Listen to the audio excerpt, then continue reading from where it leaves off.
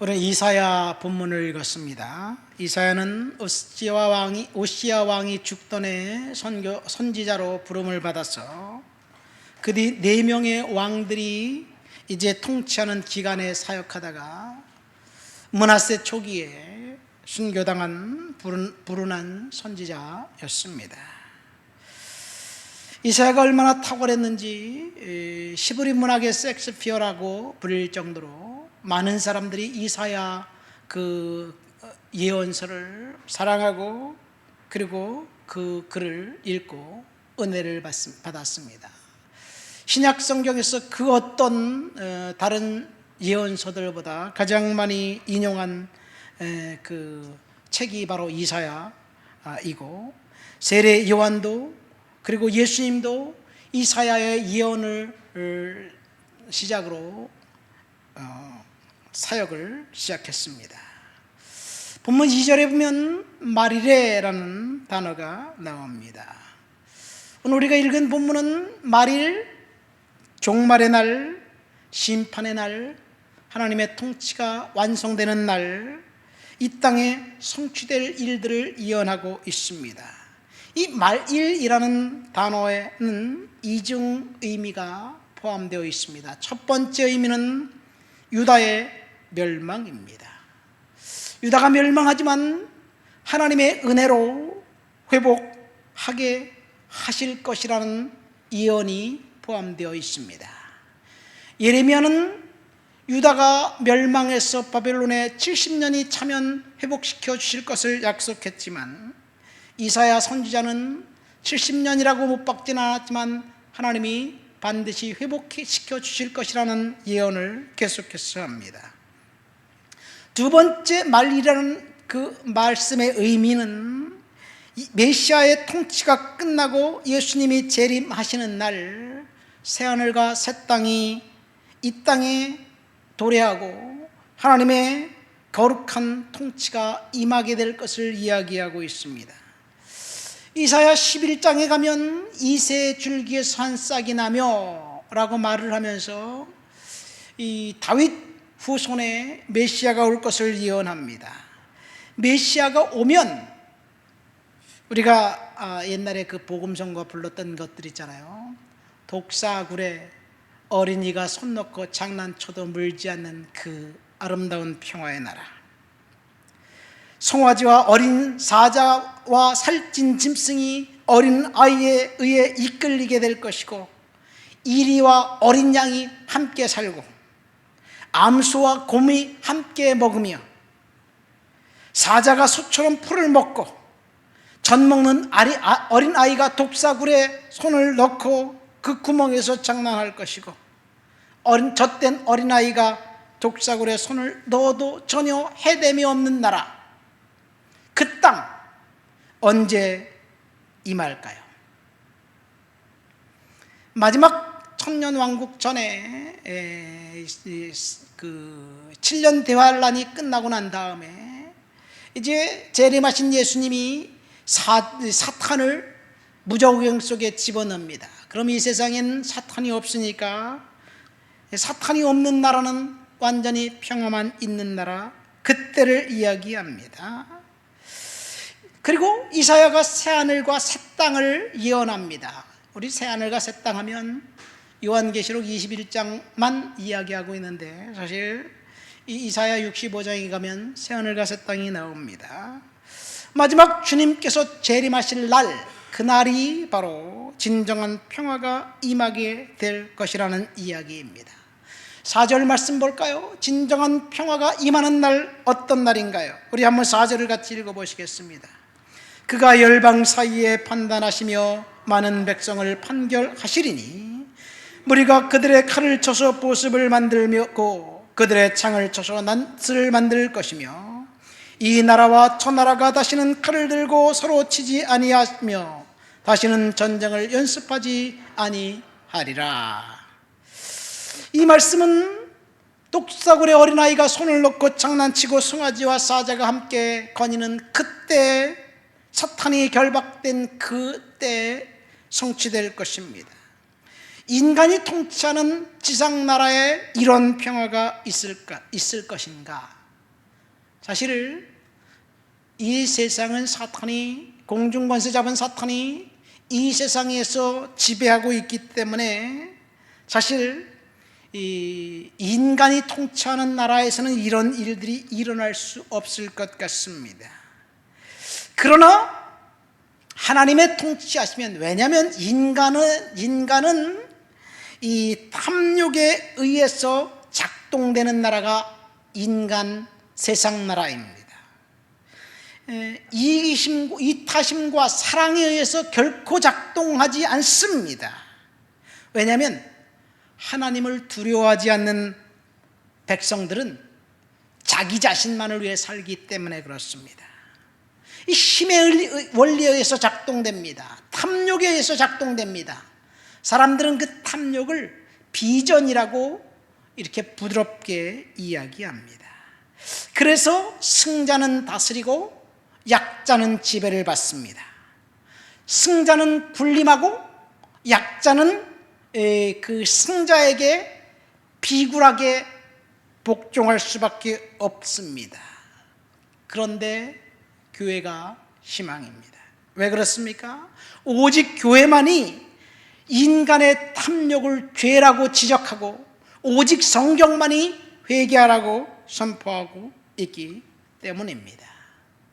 오늘 우리는 전쟁과 평화라는 제목으로 설교를 듣고 있습니다. 이 전쟁과 평화라는 단어는 이 톨스토이의 그 소설에 나온 그 제목이지요.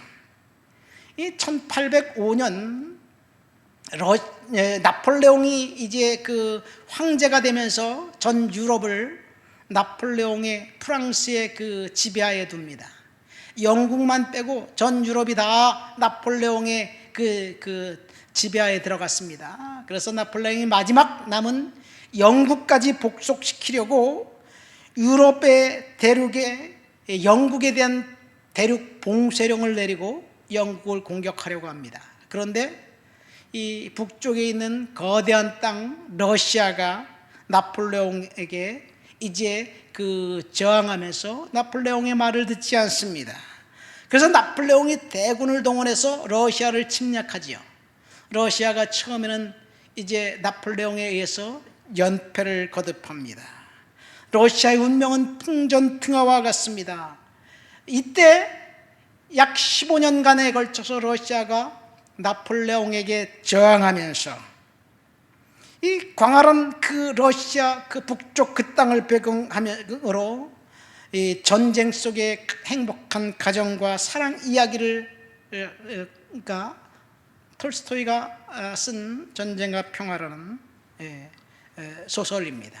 사실 전쟁이라는 것은 갈등이 최고조에 달했을 때 해결할 수 있는 유일한 방법이 전쟁이에요. 한마디로 말해서 힘으로 갈등을 해결하고 제압하는 것, 그것이 전쟁입니다. 그렇다면 이 사회가 이어난 이 평화는 언제 이 땅에 성취될 수 있을까요? 지금도 이라크와 러시아는 전쟁을 하고 있잖아요. 이 전쟁은 사실 2014년도에 시작한 거예요. 2014년도에 러시아가 이 크림반도를 점령하고 그 돈바스 지역이라는 그곳에 그 우크라이나 이 서쪽 지역인데 동쪽 지역인데 이 돈바스라는 지역에 러시아의 사주를 받은 그 독립을 하려는 사람들, 친러 반군들을 우크라이나가 소탕하지 못하니까 아예 2022년 작년 그 우크라이나를 점령하라고 러시아가 포병대와 미사일 부대를 동원해서 공격하는 것부터 시작되지 않았어요?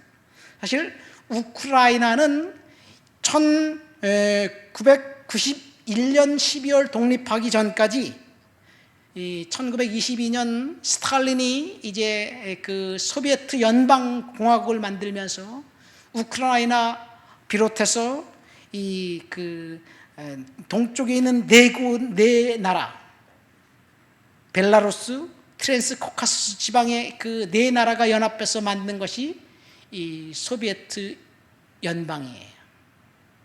소비에트 연방의 스탈린이 죽고 난 다음에 그 다음 소련 공산당 서기장이 됐던 사람이 후르시초프라는 사람인데, 이 후르시초프가 우크라이나 사람입니다. 그러니까 우크라이나는 사실 소련 연방의 아주 핵심적인 국가였어요. 후르시초프가 1954년도에 이 크림반도를 우크라이나 공화국에 양도를 합니다. 왜냐하면 크림반도는 러시아 공화국에 소속했는데 이 자기 고향 고국에 그 선물로 준 거지요. 그것이 빌미가 되어 우크라이나가 독립하고 난 다음에 러시아가 침략한 것입니다. 어쨌든 이 전쟁은 인간이 전쟁이라는 것을 동원해서 평화를 유지하려고 하지만 결국은 평화는 유언합니다. 오늘 본문에 보면 이사야가 예언한 평화, 샬롬은 사실은 주님이 재림하실 때, 마지막 때 궁극적으로 성취될 것입니다. 아무리 사람들이 이제 그 조약으로 핵무기를 만들지 말자, 조약으로 핵무기 감경을 결정하지만 각 나라가 핵무기를 만들잖아요. 북한이 만들고, 핵무기를 만드는 것이 오늘 본문에 보면 칼을 쳐서 보습을 만들고 창을 쳐서 낫을 만드는 것이 군비 감축하자는 오늘날 그 버전이 바로 칼을 쳐서 보습을 만들고 창을 쳐서 낫을 만들자는 것과 동일한 맥락입니다. 어쨌든 하나님이 이야기하는 샬롬, 평화, 궁극적이고 포괄적인 샬롬은 하나님이 통치하기 전에는 사실 오지 않습니다. 구약의 샬롬은 신약의 헬라어로 에이레네라는 단어가 로 바뀌었는데, 에이레네라는 단어의 뜻은 전쟁이 끝난 것, 전쟁이 더 이상 없는 평화를 이야기합니다. 사실 인간들이 서로 경쟁하면서 갈등을 없애고 평화의 나라를 만들 수 있을까? 사실은 불가능합니다. 예수님이 재림하신 다음에나 가능한 것 같습니다. 오늘 본문에 보면 이사야 선지자가 활동할 무렵 유다가 얼마나 강하고 부유했는지 한눈에 봐도 유다는 강한 나라, 부유한 나라였습니다. 얼마나 유다가 강력하고 강하고 풍요로웠는지 6절부터 8절에 보면 이사야 사회상을 우리가 알 수 있습니다. 우리 다 같이 6절부터 8절까지 한번 읽어볼까요? 주께서 주의 백성 야곱 족속을 버리셨음은 그들에게 동방풍속이 가득하며 그들이 블레셋 사람들 같이 점을 치며 이방인과 더불어 손을 잡아 언약하였습니다. 그 땅에는 은금이 가득하고 보화가 무한하며 그 땅에는 마필이 가득하고 병거가 무수하며 그 땅에는 우상도 가득하므로 그들이 자기 손으로 짓고 자기 손가락으로 만든 것을 경배하여. 유다가 얼마나 풍요로운 땅이었는지, 은금이 가득하고 보화가 가득했다, 마필이 가득하고 병거가 무수했다. 무슨 말입니까? 은금과 보화가 가득했다는 말은 경제적으로 풍요로웠다는 이야기고, 마필이 가득하고 마병이 가득 무수했다는 말은 무기, 국방이 튼튼했다는 이야기입니다. 유다는 풍요로운 땅이었습니다. 그런데 거기 보니까 또 가득 차고 넘친 것이 있었습니다. 무엇이 또 차고 넘쳤나요? 우상이 가득 차고 넘쳤습니다.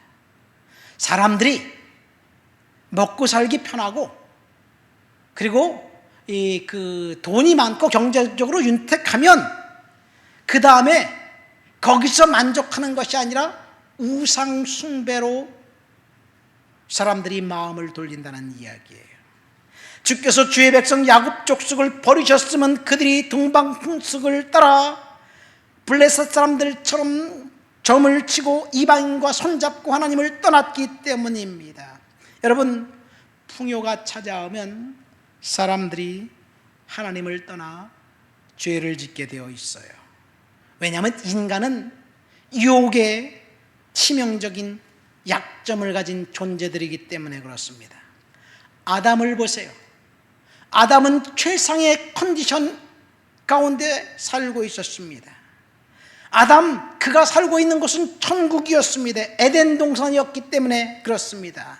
그런데 아담은 천국에서 에덴 동산에서도 불만족했어요.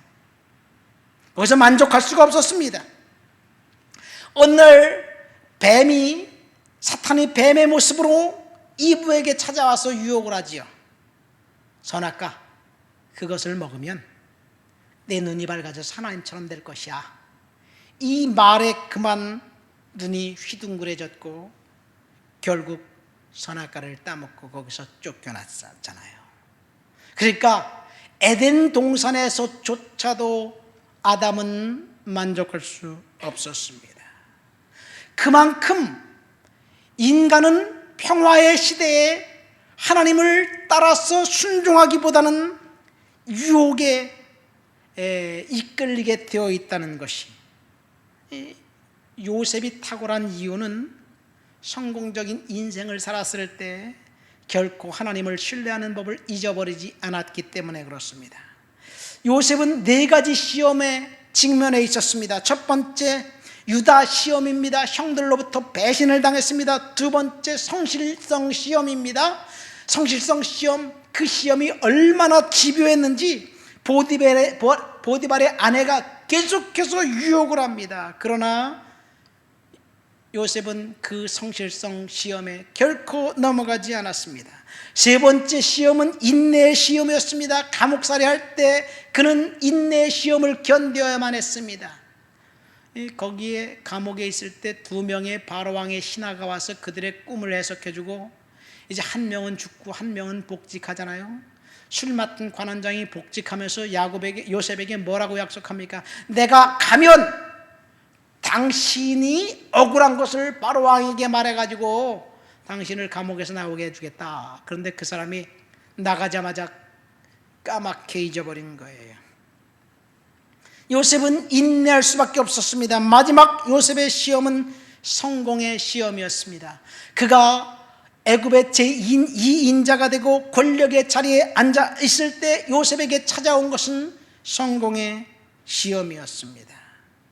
어떤 사람은 그것이 요셉이 성공의 시험을 받았나요? 질문하는 사람들도 있을 거예요. 사실 성공의 시험은 우리가 생각하는 것보다 훨씬 더 빡셉니다. 찰스 스펄전 목사님이 이런 말을 했어요. 번창하는 것은 위험한 일이다. 그리스도인에게는 역경의 도가니가 번창의 도가니보다 훨씬 덜 심각한 시련이다. 여러분, 풍족하면 하나님을 잊기 쉽습니다. 십상입니다. 세상 것으로 만족하면 천국 없이도 만족스러워하는 것이 인간입니다. 실제로 배고프게 지내는 법을 알기보다는 풍족하게 지내는 법을 알기가 더 어렵습니다. 그래서 등 따숩고 배가 부르면 하나님을 찾지 않아요. 하나님을 잊어버리게 되어 있어요. 이것이 인간의 모습입니다. 이사야 청중들은 풍요 속에 숨어있는 위험의 징후들을 눈치채지 못했습니다. 이 이사야와 동시대 활동했던 선지자 미가라는 선지자가 있는데, 미가 선지자가 오늘 본문 우리가 읽은 이사야 선지자의 예언과 똑같은 예언을 합니다. 많은 사람들이 술 취해 살았습니다. 여인들의 이웃의 배고픔보다는 자신의 의복과 쾌락에 더 관심이 있었습니다. 사람들이 입술로만 하나님을 섬겼고 형식적인 신앙생활을 했습니다. 물질적인 풍요가 사람들의 영혼을 얼마나 피폐하게 만들었는지 우리는 이사야 예언을 통해서 알 수 있습니다. 우리는 지금 전쟁과 평화라는 제목으로 설교를 듣고 있습니다. 이사야 시대는 평화로운 시대였습니다. 은금 보화가 가득했고 마필과 병거가 차고 넘쳤습니다. 경제적으로 윤택했고 국방은 튼튼했습니다. 이런 평화의 시대에 사람들이 선택은 하나님을 철저히 거부하고 하나님을 무시하고 죄와 타협한 것이었습니다. 그러니까 평화와 번성의 시간에 우리는 삼가 조심해야만 합니다.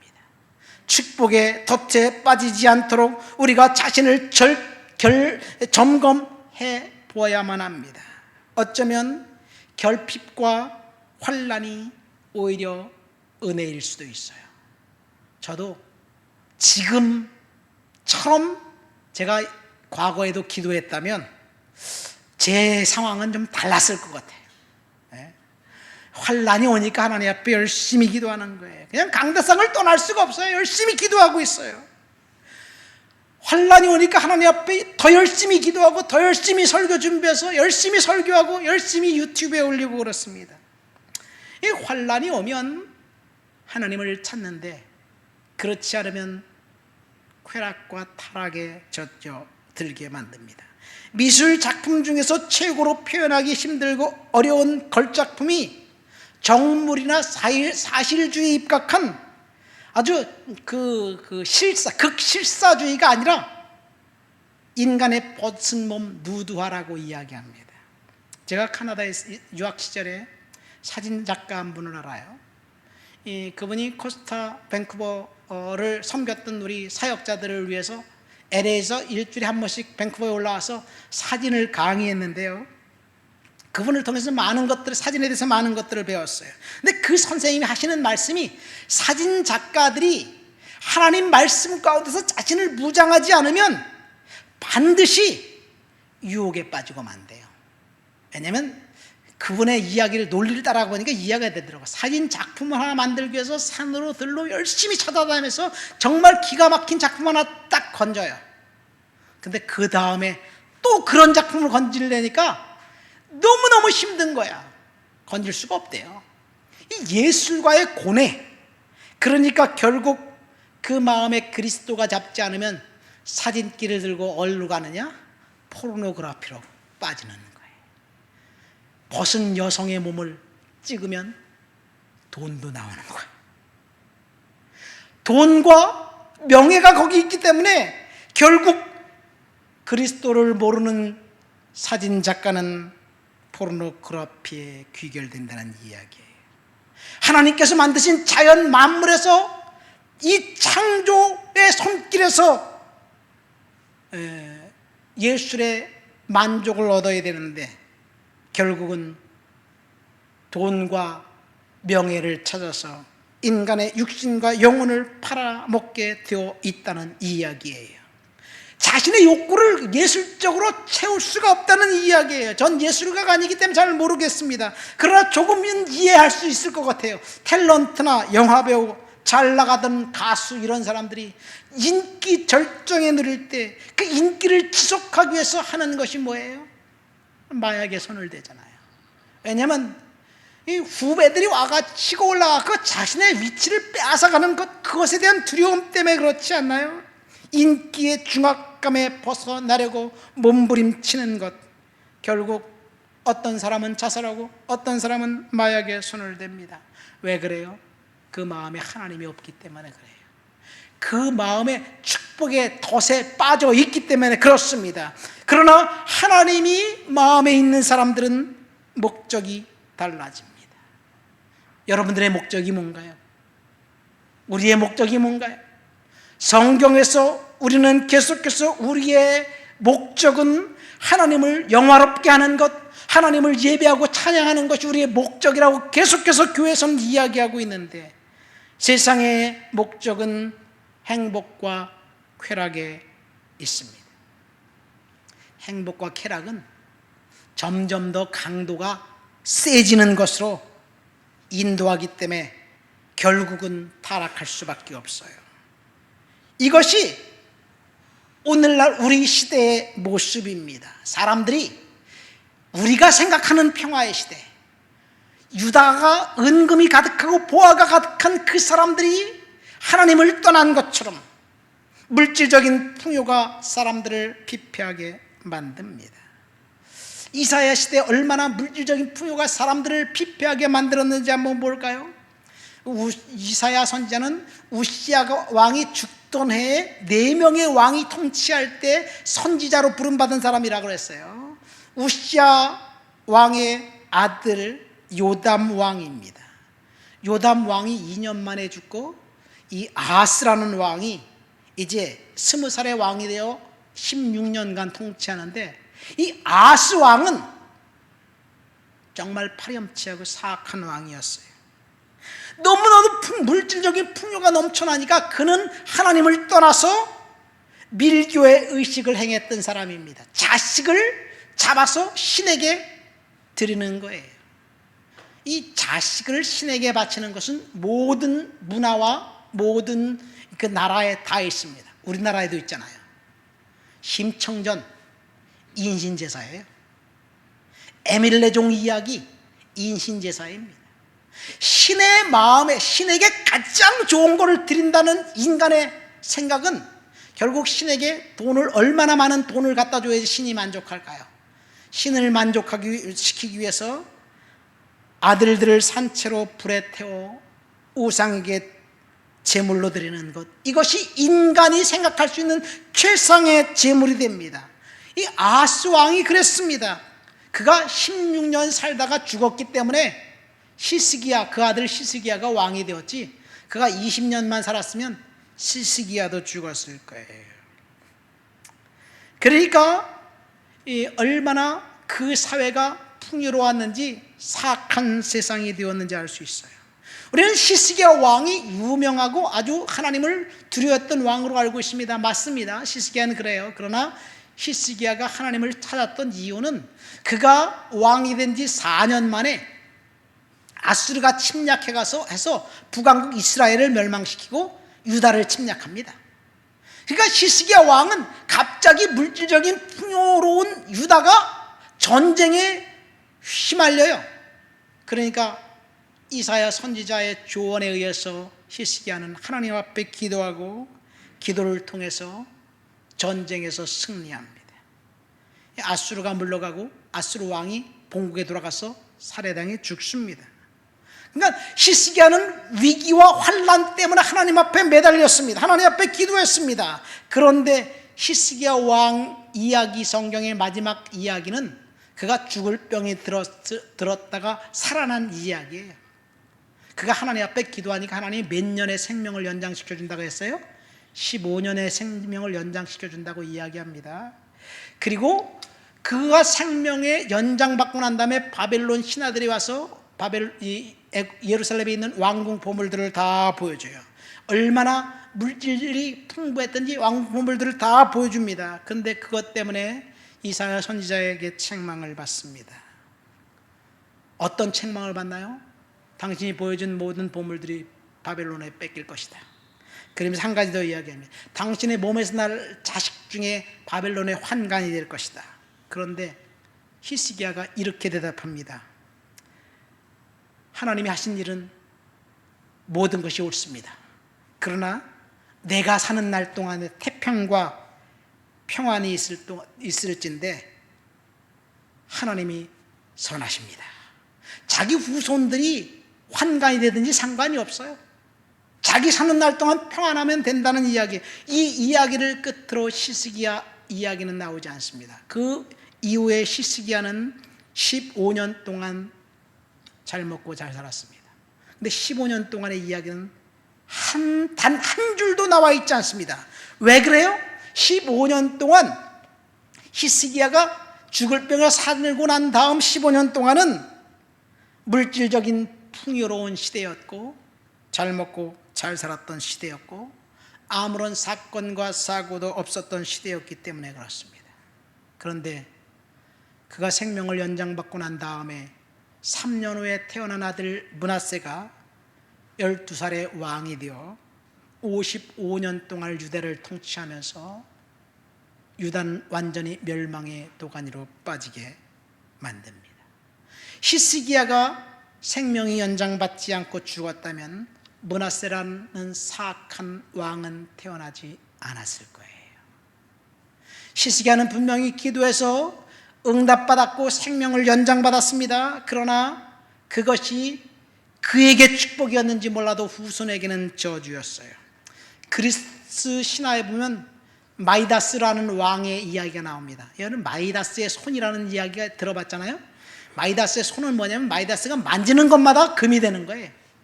예? 만지는 거. 여러분이 만지는 것마다 금이 되면 좋을까요? 나쁠까요? 요즘 같으면 만지는 게 금이 되면 금 팔아갖고 문제 해결하고 좋을 것 같아요. 그런데요, 마이다스가 만지는 것마다 금이 되니까 너무나 신났어요. 왕궁에 있는 나무를 딱 만지니까 금나무가 되고, 왕궁에 있는 조각품들을 만지니까 금신상이 되고, 딱 그런데 음식을 먹으려고 딱 만지니까 금이 돼버려 먹을 수가 없네. 배고파 죽겠는 거야 지금. 저 앞에서 사랑스러운 딸이 달려오는 게 너무나 해맑은 미소로 아빠 하고 달려오는데 딱 안으니까 딸이 금이 돼버렸어요. 축복인가요? 근데 사실 이 이야기는 그 마이다스가 디오니소스에게 찾아가서 다시 간청을 합니다. 원래 좀 되돌려 주세요. 그러니까 디오니소스가 스틱스 강물에 가서 목욕을 해라. 그러면 네 이 과거가 없어질 거다. 그래갖고 다시 원래대로 돌아가요. 신화니까 해피 엔딩이 됩니다. 그러나 우리 시대의 현실적인 이야기는 사실은 해피 엔딩이 아니에요. 축복의 덫에 빠진 우리 시대는 결코 해피 엔딩이 아니라 새드 엔딩입니다. 어쩌면 탐욕에 빠져 있는 인간에게 있어서 번성이 오히려 저주가 될 확률이 높습니다. 그러나 번성이 축복이 되는 길이 있는데 그것은 우리가 하나님의 통치 아래 굴복할 때만 가능합니다. 진정한 평화는 하나님의 은혜 아래에서만 가능합니다. 오늘 이사야 선지자는 말일에 될 일을 예언하면서 여기 말일은 시간적인 미래를 약속하기도 하지만 사실은 유다가 멸망하고 난 다음에 하나님이 회복시켜 주실 그 말일을 이야기하고 있습니다. 이사야의 메시지를 선포하고 있는 그때 그 시대의 성전은 온통 우상들로 들끓고 있었습니다. 그래서 하나님을 예배하는 그 성전이 수치스럽고 타락한 곳이 되어버립니다. 그래서 하나님은 유다를 멸망시켜요. 이사야의 예언을 통해서 유다를 다시 회복시킬 것을 이야기하면서 3절 말씀 뭐라고 이야기하고 있나요? 우리 3절 말씀을 읽어볼까요? 많은 백성이 가며 이르기를 우리가 여호와의 산에 오르며 야곱의 하나님의 전에 이르자 그가 그의 길을 우리에게 가르치실 것이라. 우리가 그 길로 행하리라 하리니 이는 율법이 시온에서부터 나올 것이요 여호와의 말씀이 예루살렘에서부터 나올 것임이라. 여기 보면 여호와의 산, 여호와의 전이 나옵니다. 이것은 예루살렘 성전을 이야기합니다. 예루살렘 성전, 이사야 시대의 예루살렘 성전은 수치스러운 장소가 되어버렸습니다. 왜냐? 하나님을 떠났고 그곳이 우상 숭배의 장소가 되었기 때문에. 그래서 하나님께서 바벨론의 포로가 되고 난 다음에 이제 그 백성들이 다시 이 예루살렘 성전, 이 성전이 하나님의 아름다운 성전, 율법이 그곳에서 나오는 그곳으로 바꿔주신다는 이야기예요. 사실 이사야의 예언대로 그대로 되었습니다. 이 바벨론의 70년의 포로에서 첫 번째 귀환해 온 백성들, 그들이 첫 번째 귀환해 온 목적과 이유는 성전을 건축하기 위해서 그렇습니다. 그래서 스룹바벨이라는 사람의 인도를 따라서 이 페르시아에서 귀환해 온 백성들이 성전을 만듭니다. 그것이 스룹바벨 성전이에요. 이 성전이 재건되고 난 다음에 60년 후에, 그러니까 처음에 스룹바벨이 백성들을 데리고 와서 성전을 건축하는데 20년이 걸려요. 물론 중간에 그 16년간 중단한 기간도 있어요. 근데 20년이 걸리고 성전이 재건되고 난 다음에 60년 후에 에스라라는 사람이 이제 또 일단의 백성들을 데리고 예루살렘에 귀환해 옵니다. 귀환해 와 보니까 그곳의 족장들이 에스라에게 이런 얘기를 하는 거예요. 우리가 와서 예루살렘 성전을 만들고 하나님 앞에 예배하려고 했는데 사람들이 또다시 하나님을 떠났어요. 사람들이 이방인과 결혼해서 하나님을 멸시하는 일을 합니다. 그런 이야기를 합니다. 그러니까 에스라가 철저히 회개하고 통회하고 자복합니다. 이 에스라라는 인물을 우리가 집중해서 보아야 될 필요성이 있어요. 우리가 에스라가 쓴 책이 에스라라는 책이죠. 그죠? 그 다음에 에스라가 쓴 책이 또 있어요. 그게 뭐냐? 역대상하입니다. 역대기서는 에스라가 포로로 귀환해온 백성들의 다음 세대를 위해서 우리가 조상들처럼 하나님 앞에 죄짓지 말고 우상 숭배하지 말고 하나님 율법 가운데 잘 살자, 그래서 후손들을 위해서 씁니다. 에스라는 학사라고 이야기해요. 학사 에스라. 에스라는 제사장인데 학사가 신약시대에 오면 서기관입니다. 그래서 에스라가 신앙 부흥운동을 일으키고 예루살렘 성전, 제2성전을 완전히 청결한 그런 장소로 만들어 버립니다. 이스라엘 전체 공동체를 통곡하며 회개하며 개혁을 합니다. 에스라의 개혁이 얼마나 철두철미했는지 에스라 개혁을 통해서 이스라엘은 완전히 변화됩니다. 과거에 백성들이 우상 숭배했던 그 우상 숭배를 철저히 떠나서 완전히 율법으로 돌아가서 철두철미하게 율법을 지키고 복음에 순종합니다. 그것이 바리새인 운동이 일어나는 얘기예요. 그래서 에스라는 율법을 열심히 지키면서 바리새인 운동을 일으키고 그 이후 스룹바벨 성전에서 이스라엘 백성들은 결코 우상 숭배의 죄에 빠지지 않습니다. 에스라의 개혁은 철두철미해서 우상 숭배했던 사람들이 결국은 이방인과 이혼하면서조차도 하나님의 말씀을 지키려고 하는 것이 에스라의 개혁의 이야기입니다. 그러니까 에스라가 개혁해서 그 우상 숭배했던 그 예루살렘 성전은 하나님을 예배하는 완벽한 하나님의 공동체가 되었다는 이야기. 그래서 평화가 그 땅에 임하게 됩니다. 말씀을 맺습니다. 오늘 우리는 전쟁과 평화라는 제목으로 설교를 들었어요. 본문을 통해서 우리는 두 가지를 알 수 있습니다. 첫 번째, 이사야 청중들이 물질적 풍요와 축복이 하나님을 거부하게 만들었다는 사실. 그래서 유다의 심판이 왔다는 이야기입니다. 어쩌면 우리가 인생에서 슬픔과 고통과 환난이 있다면 그것은 하나님의 은혜라는 이야기예요. 진짜 평화는 하나님의 통치가 우리 안에 있을 때 비로소 일어납니다.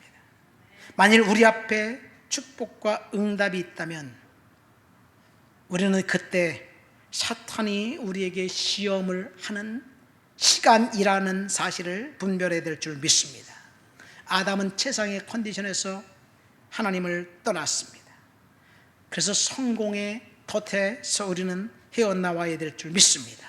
요셉이 탁월한 이유는 성공적인 인생을 살았을 때조차도 하나님을 저버리지 않았어요.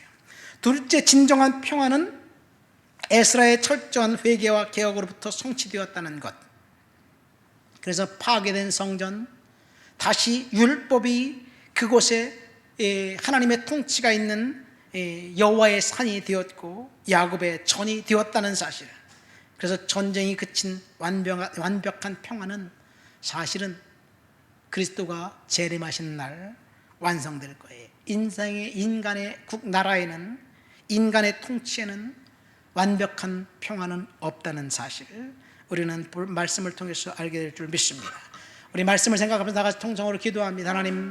하나님의 말씀 앞에 우리가 복종하고 은혜 앞에 복종할 수 있도록 주여 도와주옵소서. 기도합니다. 하나님 아버지 감사합니다. 오늘도 주님 앞에 나와 주를 높여드리고 주를 찬양하고 주를 예배합니다. 성령의 능력과 충만과 성령의 거룩한 통치가 우리의 인생 가운데 있도록 주여 도와주시옵소서. 지켜주옵소서. 역사해 주옵소서. 말씀으로 살아가고 은혜로 살아갈 수 있도록 주여 도와주옵소서. 주를 높여드립니다. 예수님의 이름으로 기도합니다. 아멘.